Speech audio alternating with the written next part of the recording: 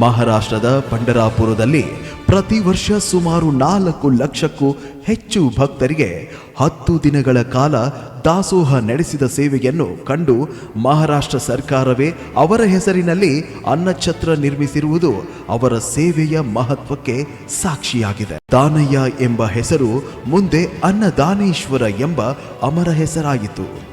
ಹಸಿದವರ ಹೊಟ್ಟೆ ತುಂಬಿಸುವುದನ್ನೇ ದೇವರ ಪೂಜೆ ಎಂದು ನಂಬಿದ್ದ ಅವರು ತಮ್ಮ ಬದುಕನ್ನೇ ದಾಸೋಹಕ್ಕೆ ಸಮರ್ಪಿಸಿದರು.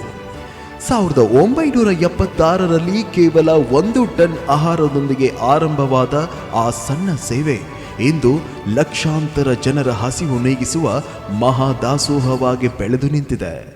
ವರ್ಷದಲ್ಲಿ 280ಕ್ಕೂ ಹೆಚ್ಚು ದಿನಗಳ ದಾಸೋಹ ಮಠದ ಸುಮಾರು 180ಕ್ಕೂ ಹೆಚ್ಚು ಎಕರೆ ಕೃಷಿ ಭೂಮಿಯಲ್ಲಿ ಬೆಳೆಯುವ ಧಾನ್ಯಗಳಿಂದ ಸಾವಿರಾರು ಭಕ್ತರಿಗೆ ಅನ್ನಪ್ರಸಾದ